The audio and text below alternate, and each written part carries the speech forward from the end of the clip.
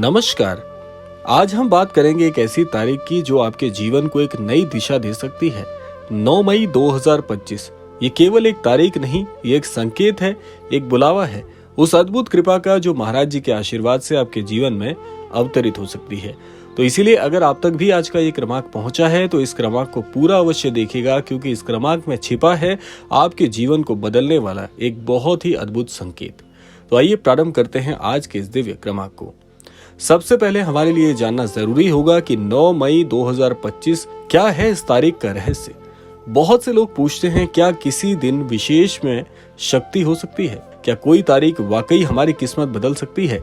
हिंदू पंचांग के अनुसार 9 मई 2025 को पड़ने वाली तिथि एक विशेष योग लेकर आ रही है। ये दिन ग्रहों की स्थिति, नक्षत्रों के मेल और ब्रह्मांडीय ऊर्जा के अनुसार अत्यंत शक्तिशाली मानी गई है। आइए जानते हैं सबसे पहले इसके विशेष योग के बारे में। इस दिन के विशेष योग में सबसे महत्वपूर्ण बात यह है कि ये दिन गुरु, ज्ञान और आध्यात्मिक उन्नति का दिन माना जाता है। चंद्रमा एक शुभ नक्षत्र में होगा जो कि मन की शुद्धि और मानसिक शांति को प्रदान करने वाला होगा। यह दिन सिद्धि योग के साथ जुड़ा हुआ है, जिसमें की गई कोई भी साधना, प्रार्थना और संकल्प तुरंत फलदायी होते हैं। आइए जानते हैं कि इस दिन पर महाराज जी की जो अद्भुत और अलौकिक कृपा है उसे कैसे प्राप्त किया जा सकता है। महाराज जी जिनकी तस्वीर को देखकर हम अपने दिन की शुरुआत करते हैं, महाराज जी एक बहुत ही दिव्य संत थे। उनके चरणों में बैठकर ना जाने कितनों ने जीवन में चमत्कारिक परिवर्तन महसूस किए। आइए जानते हैं महाराज जी से जुड़ने पर कौन कौन सी वो विशेषताएं हैं जिससे हमारे जीवन में परिवर्तन आते हैं। महाराज जी उन्होंने कभी खुद को ईश्वर नहीं कहा, लेकिन जिनके जीवन में वो आ गए उन्होंने उन्हें भगवान की कृपा के प्रतीक के रूप में माना। महाराज जी हमेशा ज्यादातर मौन रहते थे, लेकिन उनकी उपस्थिति ही हर प्रश्न का उत्तर देती थी।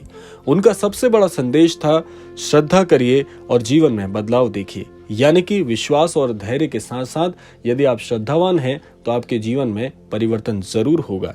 तो इसीलिए 9 मई को कैसे महाराज जी की कृपा प्राप्त की जा सकती है, आइए अब इस विषय पर चर्चा कर लेते हैं। इस दिन यदि आप कुछ विशेष उपाय और साधनाएं करें तो आप उनकी कृपा को अनुभव कर सकते हैं। सबसे पहला है प्रातःकाल ध्यान, कि यानी कि सुबह ब्रह्म मुहूर्त में उठें, लगभग 4:30 से 5 बजे के बीच में, और सबसे पहले स्नान आदि करके स्वच्छ वस्त्रों को धारण करिए। उसके बाद एक बहुत ही शांत स्थान पर बैठकर महाराज जी का स्मरण करिए, जिसके लिए आप ध्यान विधि का इस्तेमाल कर सकते हैं। यानी कि अपनी आंखों को बंद करें, महाराज जी की तस्वीर को सामने रखें और धीमे से 108 बार ओम नमो भगवते वासुदेवाय नमः इस मंत्र का आप जाप कर सकते हैं, या फिर प्रभु श्री राम जी के नाम का जाप कर सकते हैं। ये दोनों ही मंत्र आपके हृदय में एक अद्भुत शक्ति को जगाने वाले माने जाते हैं। दूसरा, 9 मई को किसी जरूरतमंद को भोजन जरूर कराएं। अगला, किसी वृद्ध या बीमार की सेवा जरूर करिए और गौ माता को रोटी जरूर खिलाएं।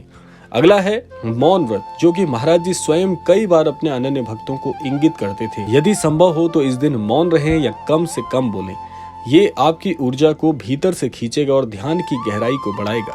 यानी कि ये 3 छोटे छोटे से उपाय यदि आप इस दिन कर लेते हैं तो आपके अंदर एक बहुत ही अद्भुत ऊर्जा का संचार होगा।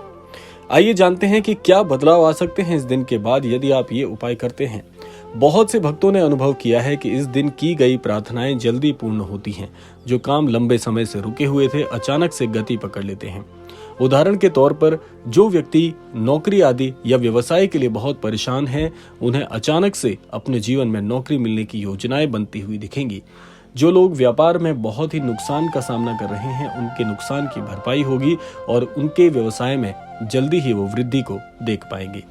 अगला है, जो लोग अपने जीवन में विवाह की रुकावटों से परेशान चल रहे हैं, जिनका विवाह तय होते होते बिगड़ जाता है, ऐसे व्यक्तियों के जीवन में विवाह के और अच्छे संदेशों का आना ऐसे व्यक्ति अनुभव कर पाएंगे। इसके अलावा जो लोग मानसिक तनाव से जूझ रहे हैं, व्यक्ति को आंतरिक शांति की प्राप्ति होगी।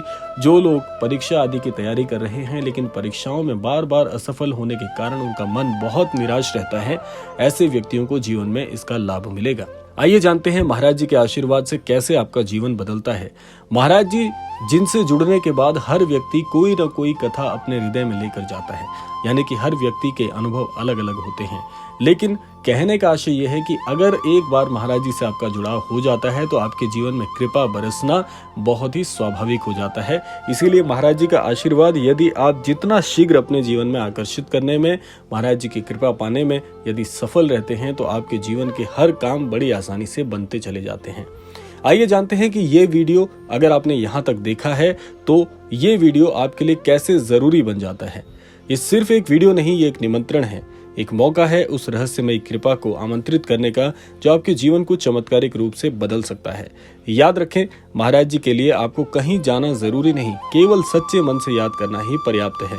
दूसरा, उनका आशीर्वाद सीमित नहीं, वो सबको समान रूप से मिलता है, बस पात्रता बनानी होती है। और इस क्रमांक का अंतिम संदेश है कि 9 मई 2025 ये दिन सिर्फ कैलेंडर की एक तारीख नहीं, ये एक ब्रह्मांडीय द्वार है जिसे आप खोल सकते हैं अपने विश्वास, भक्ति और सेवा के माध्यम से। इस दिन क्या करना है, आइए एक बार सारांशिक रूप में जान लेते हैं। सबसे पहले प्रातः काल में आपको ब्रह्म मुहूर्त में उठना है, प्रातः काल में ध्यान करना है। दूसरा, सेवा कार्य को बढ़ाना है। तीसरा, मौन या मंत्र जाप आपको करना है। चौथा, महाराज जी की तस्वीर के समक्ष एक दीपक जरूर प्रज्वलित करना है। पांचवा, अपनी समस्याएं एक पत्र में लिखकर महाराज जी के चरणों में समर्पित करना है। और इतना भर यदि करने में आप सफल रहे तो देखिएगा ये तारीख आपके लिए हमेशा हमेशा यादगार तारीख की श्रेणी में बन जाएगी। यदि ये वीडियो आपके मन को स्पर्श कर रहा है तो कृपया इसे अधिक से अधिक लोगों तक पहुंचाएं। शायद आपका एक शेयर किसी और की जिंदगी को भी बदल दे। महाराज जी की कृपा आप सभी पर बनी रहे, इसी कामना के साथ समय आता है विदा लेने का। लेकिन विदा लेने से पूर्व समय है रोजाना की प्रार्थना का। यही प्रार्थना करना चाहूंगा कि श्री महाराज जी सभी को सन्मति और सद्बुद्धि की प्राप्ति कराएं और इस संपूर्ण सृष्टि का, इस संपूर्ण लोक का कल्याण हो। इसी कामना के साथ विदा लेते हैं। मिलते हैं अगले क्रमांक में, तब तक के लिए जय श्री राम, जय गुरुदेव, जय उत्तराखंड।